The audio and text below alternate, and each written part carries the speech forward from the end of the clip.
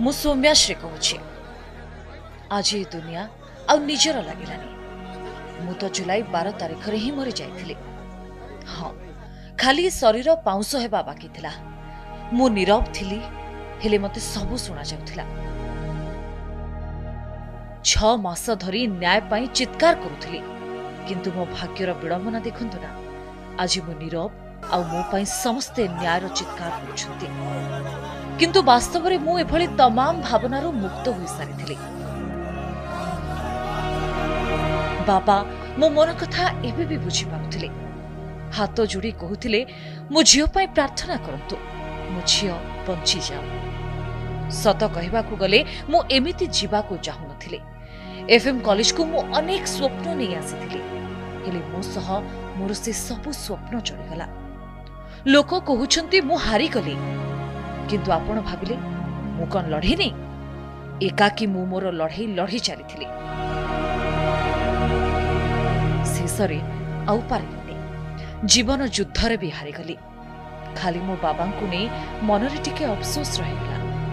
राति जीवन जीवा परे जुलाई 15 तारिख मंगलवार भोर रु मोर जीवहीन शरीर को मो घर को नहीं जावाकू व्यवस्था करा जाउथिला। हाँ, सेई घर जोठी दिने मु हसी खेली बड़ हेथिली, देखिथिली अनेक स्वप्न। से दिन कॉलेज रु बाहरी थिले 1.5 घंटा भितरे घरे पहुंची जाई थांती, किंतु स्थिति एमिति हिला जे से घरे पहुंचीबाकू मते 4 दिन समय लागिगला। भगवान न करंतु मोर कोनोसी भी भौणी एमिति अवस्था रे आउ केबे भी घरे पहुंचंतु जेमिति मु पहुंचिले। ए सेई घर जोंठु केबे मोर पालिंकी उठी थांता, आजी कोके उठिला। मु शेष थर पाई आम घर को आसीथिली। गाँ रे पहुंची मते मो बोर चेहरा देखागला। बाहुनी बाहुनी कांदु थाए। मो बुढ़ी माँ आखिरे भी लुह आउ छाती रे कोह। हाय रे विधाता, जाऊ जाऊ एमानंकु कंदेई देई गली। से पॉलिथिन भितरु मु गोटी गोटी करी समस्तंक चेहरा देखुथिली, समस्तंक उदासिया चेहरा।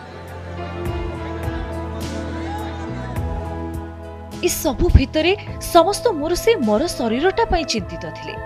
मोर से जीवनहीन शरीरर सुरक्षा रे लागिथिले। उफ, ए सुरक्षा मते 6 मास पूर्वरु मिली थांता कि? मंगलवार भोरु मोर मृतदेहर पोस्टमार्टम हेबा सहित मो गाँ को निया जाउथिला। रातिरु ही राजधानी मु बाहरी आसीथिली। एहा ही मो पाई ठीक थिला बोध हुए। मो मृतदेह सह बाहरी थिला एक कारकेड। आज बड़ बड़ नेता मंत्री मते अपेक्षा करिथिले, जहांको होइत मु बंची थाउ थाउ भेटी पारि न थांती। हे, मु पुणी स्वप्न देखिबा आरंभ करिदेली। एमिति स्वप्न देखिबार अधिकार मते आउ नाही कि अनुमति नाही। मु तो ए दुनियार ही नुहे।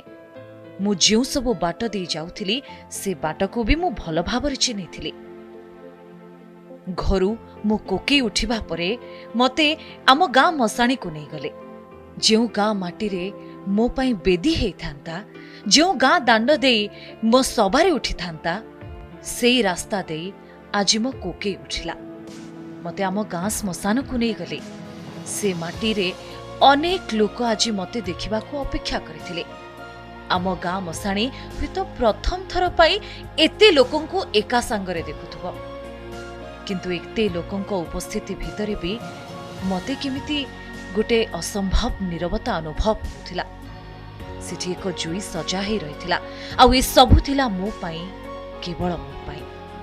बापा ओ भाई मते जुई उपरे सुआई देथिले। मु एबे भी से मानन को देखुथिली।